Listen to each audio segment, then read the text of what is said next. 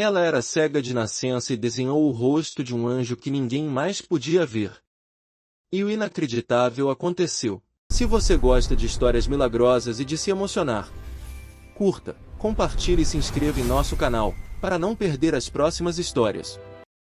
Isabela nasceu em uma noite de tempestade, daquelas que fazem as pessoas mais velhas dizerem que algo que pareceram eternos. Os médicos não sabiam se conseguiriam salvar a mãe ou a filha.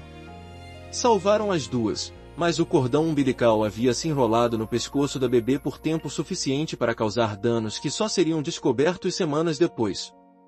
Isabela era cega. Não completamente, os médicos explicaram. Ela conseguia perceber variações de luz e sombra, vultos que se moviam, a diferença entre dia e noite. Mas rostos, cores, detalhes, o mundo como as outras pessoas o conheciam, tudo isso estava além do seu alcance. Seus olhos, de um castanho profundo que Cristina achava lindos, olhavam para o mundo sem realmente vê-lo.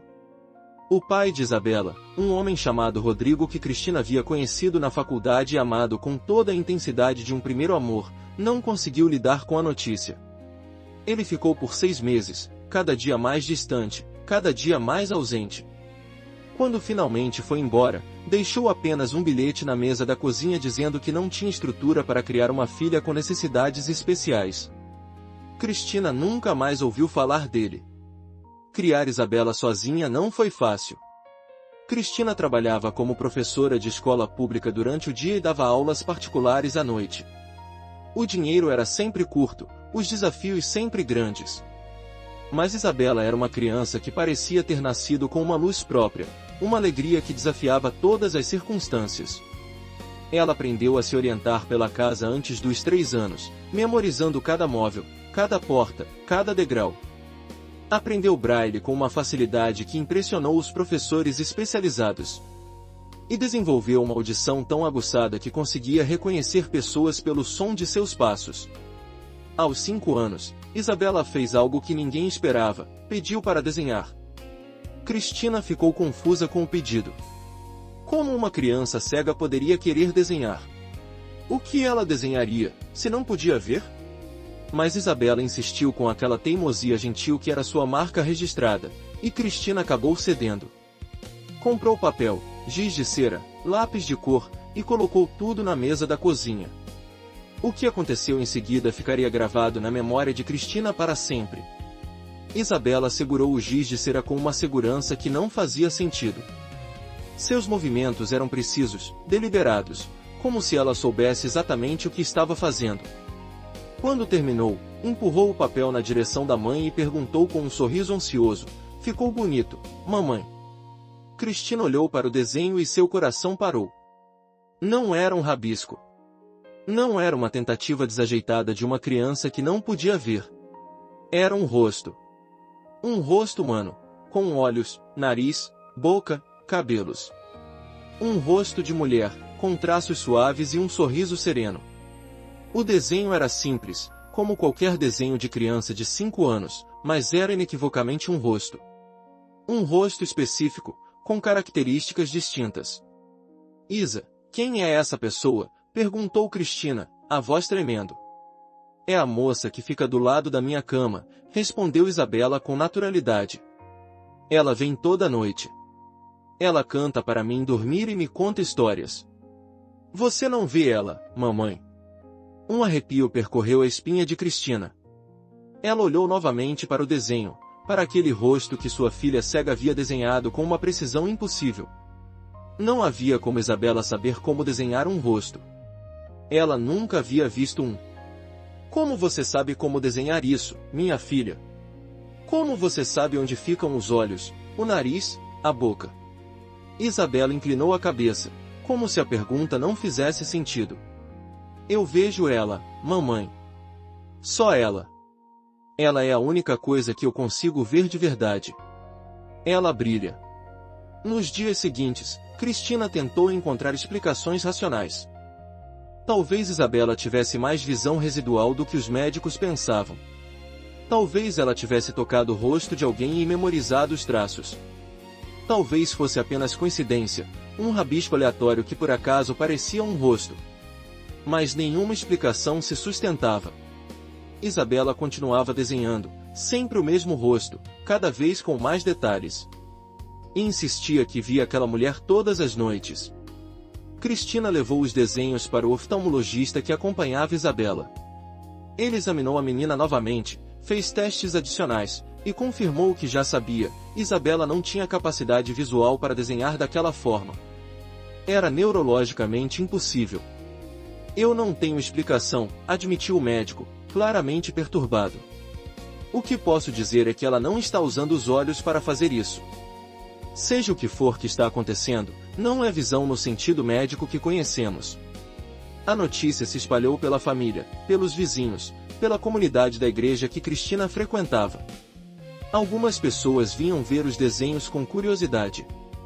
Outras vinham com ceticismo, convencidas de que era algum tipo de truque ou exagero de mãe coruja.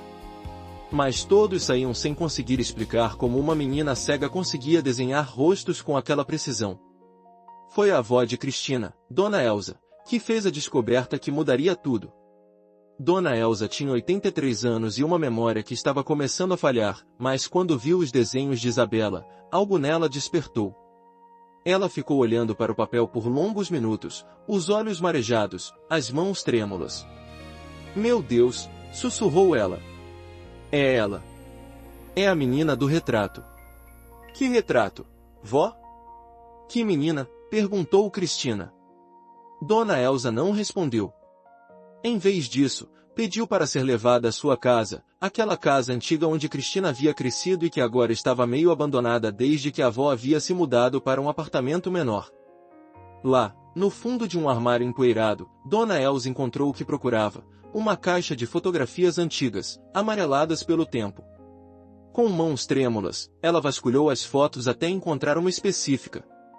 Era um retrato em preto e branco, daqueles antigos de estúdio, com bordas recortadas e um carimbo desbotado no verso. A foto mostrava uma jovem de talvez 20 anos, com traços suaves e um sorriso sereno. Era o mesmo rosto que Isabela desenhava. Quem é ela? Perguntou Cristina, sentindo o chão faltar sob seus pés. Dona Elza demorou para responder. Quando falou, sua voz estava embargada de emoção e memórias há muito enterradas. Era minha irmã mais velha. Maria de Lourdes. Ela morreu antes de você nascer, antes mesmo da sua mãe nascer. Morreu com 22 anos, de tuberculose. Naquela época a doença não tinha cura. Ela passou os últimos meses de vida cuidando de crianças doentes no hospital da cidade, mesmo sabendo que isso piorava sua própria condição. Dizia que se ia morrer de qualquer jeito, queria morrer fazendo algo que importasse. Cristina olhou para a foto, depois para os desenhos da filha. A semelhança era inegável. Os mesmos traços, o mesmo sorriso, até a forma como o cabelo caía sobre os ombros. Mas como? Como Isabela poderia saber? Ela nunca viu essa foto. Eu nunca vi essa foto. Eu nem sabia que você tinha uma irmã que morreu jovem. Dona Elza acariciou a fotografia com dedos enrugados. Eu não falava dela. Doía demais. Maria de Lourdes era minha melhor amiga, além de irmã. Quando ela morreu, uma parte de mim morreu junto. Eu guardei todas as fotos, todas as lembranças, e tentei seguir em frente. Mas não existe seguir em frente de verdade, não é? A gente só aprende a carregar a saudade. Naquela noite, Cristina sentou-se ao lado da cama de Isabela, esperando. Não sabia exatamente o que esperava ver, ou se veria alguma coisa. Mas precisava entender. Isabela adormeceu rapidamente, como sempre. Cristina ficou ali, observando a filha dormir, lutando contra o próprio sono. As horas passaram. 00:30. 1 da manhã. 2. Seus olhos pesavam, sua mente vagava. E então, por um breve instante, ela viu. Não foi uma visão clara, não foi uma aparição cinematográfica como nos filmes. Foi mais como um vislumbre, uma impressão fugaz. Uma forma luminosa ao lado da cama de Isabela, inclinada sobre a menina como uma mãe se inclina sobre um filho. Um brilho suave que durou apenas alguns segundos antes de desaparecer. Cristina piscou, esfregou os olhos, tentou ver novamente. Mas não havia mais nada ali além das sombras normais do quarto. Talvez tivesse sido imaginação, cansaço, o poder da sugestão depois de tudo que havia descoberto. Mas no fundo do seu coração, ela sabia que não era. Na manhã seguinte, Isabela acordou com um pedido incomum. Mamãe, a moça quer conhecer a vovó Elsa.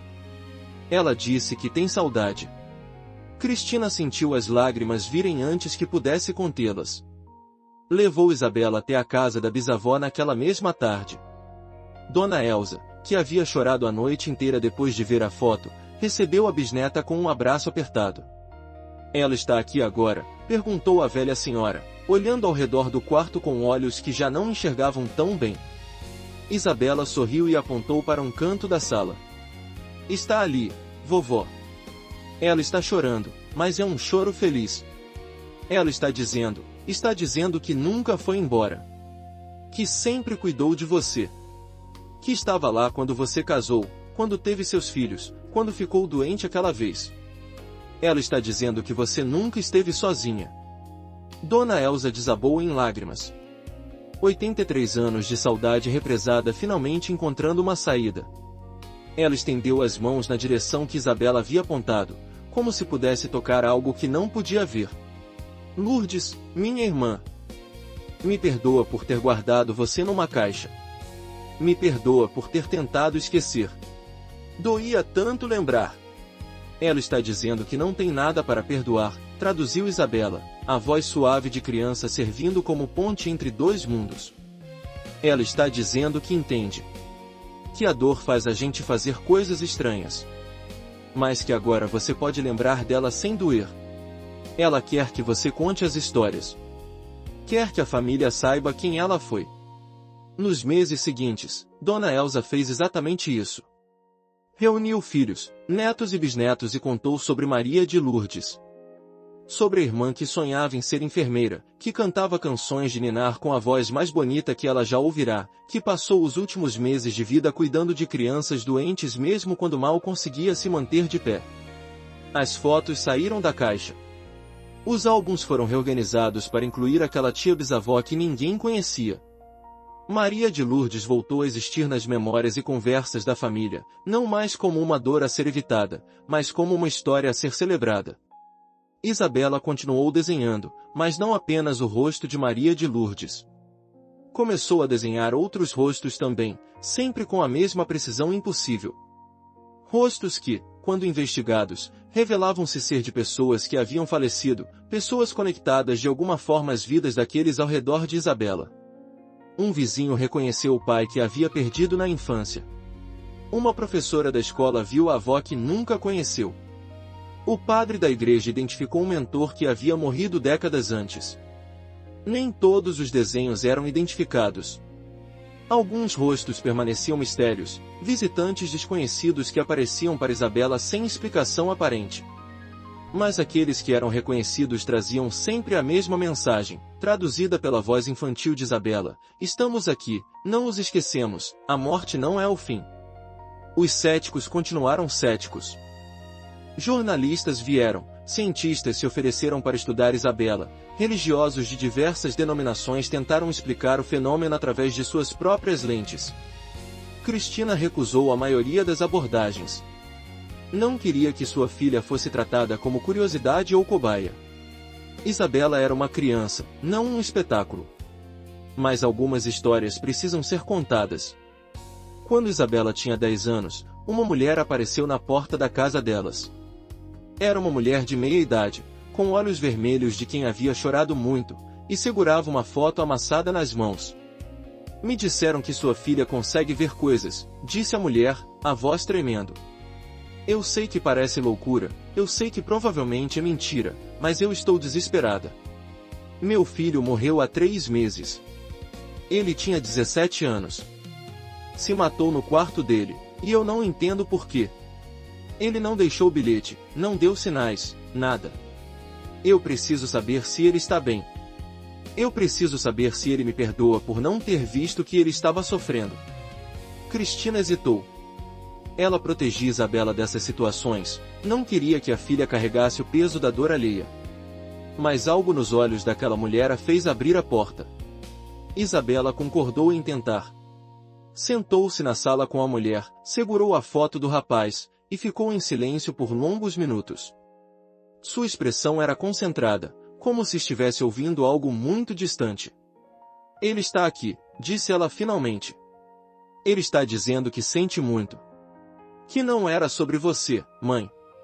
Era uma escuridão dentro dele que ele não sabia como explicar. Ele tentou lutar contra ela, mas estava cansado demais. Ele está dizendo que não queria ir embora, mas não conseguia mais ficar. E ele está dizendo uma coisa estranha, está dizendo para você olhar debaixo do colchão dele. Ele escreveu alguma coisa, mas escondeu porque teve vergonha. A mulher saiu dali em estado de choque. 2 dias depois, voltou. Havia encontrado um caderno debaixo do colchão do filho, páginas e páginas de pensamentos e sentimentos que ele nunca conseguirá expressar em voz alta. No meio do caderno, uma carta para ela, escrita semanas antes da morte, explicando tudo que ele não conseguia dizer. Não entendo como sua filha sabia, disse a mulher, abraçando Cristina com força. Mas ela me deu paz. Pela primeira vez em 3 meses, eu consegui dormir a noite inteira. Eu sei que meu filho está em algum lugar, e eu sei que ele me amava. Isso não traz ele de volta, mas me dá forças para continuar. Histórias assim se multiplicaram ao longo dos anos. Isabela, sempre protegida pela mãe, ajudava quando podia, quando sentia que era certo. Nem sempre havia mensagens, às vezes ela simplesmente não via nada, não conseguia fazer a conexão. Ela explicava que não controlava o dom, que ele simplesmente acontecia quando precisava acontecer. Aos 18 anos, Isabela decidiu estudar musicoterapia. Não podia ver partituras, mas tinha um ouvido absoluto e uma sensibilidade musical que impressionava seus professores. Especializou-se em trabalhar com pacientes terminais, usando a música para trazer conforto nos momentos finais. Eu não conto para eles sobre o que eu vejo, explicou ela certa vez para a mãe. A maioria não acreditaria, e não é isso que eles precisam. Eles precisam de paz, de música, de uma mão segurando a deles. Mas às vezes, quando alguém está muito perto do fim e muito assustado, eu digo, não tenha medo, você não vai estar sozinho. E eu sei que é verdade, porque eu posso ver quem está esperando por eles. Dona Elsa faleceu aos 91 anos, em paz, cercada pela família. Isabela estava ao seu lado, segurando sua mão enrugada.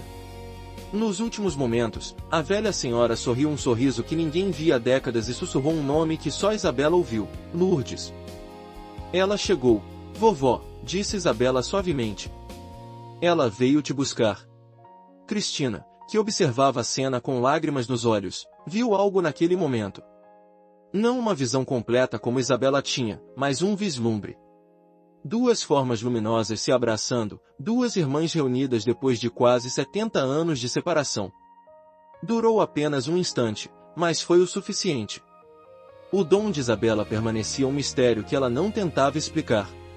Cientistas continuavam oferecendo teorias, capacidades cerebrais não mapeadas, percepção extrasensorial, fenômenos ainda não compreendidos pela ciência. Religiosos falavam em carismas, em dons espirituais, em véus mais finos entre este mundo e o próximo. Isabela ouvia todas as explicações e sorria educadamente. Eu não sei o que é, dizia ela quando perguntavam. Eu só sei que é real. Eu nasci sem conseguir ver esse mundo, mas consigo ver outro. Talvez Deus tenha fechado uma porta para abrir outra. Talvez seja apenas a forma como eu sou. O que importa não é explicar, é o que eu faço com isso. E o que ela fazia era simples, trazia conforto. Para mães que haviam perdido filhos. Para viúvas que sentiam falta dos maridos. Para crianças assustadas que não entendiam para onde os avós haviam ido. Isabela era uma ponte, uma tradutora, uma mensageira entre mundos que a maioria das pessoas achava que não se comunicavam. Os desenhos continuavam. Agora ela usava técnicas mais sofisticadas, tinha aprendido a trabalhar com argila e escultura, criando rostos tridimensionais que eram ainda mais impressionantes do que seus desenhos de infância. Cada rosto era um presente para alguém, uma forma de dizer, eles ainda existem, eles ainda se importam, o amor não termina quando o corpo termina. Na parede do seu pequeno apartamento, em um lugar de honra, estava o primeiro desenho que ela havia feito aos 5 anos. O rosto de Maria de Lourdes, a tia-bisavó que ela nunca conheceu em vida, mas que havia sido sua primeira visitante, sua primeira visão em um mundo de escuridão. Ao lado do desenho, uma foto antiga em preto e branco. E embaixo, uma frase que Isabela havia pedido para a mãe escrever, já que ela mesma não podia ver as letras. Há mais entre o céu e a terra do que sonha a nossa vã filosofia. E às vezes, os que não podem ver são os que enxergam mais longe. A menina cega que desenhou o rosto de um anjo nunca deixou de desenhar. E nunca deixou de ver. Não com os olhos que a medicina dizia que não funcionavam, mas com algo mais profundo, mais antigo, mais verdadeiro. Um dom que ela não pediu, não entendia completamente, mas que abraçou como parte de quem ela era. Porque às vezes, as maiores bênçãos vêm disfarçadas de limitações. E às vezes, é preciso perder a visão comum para enxergar o extraordinário.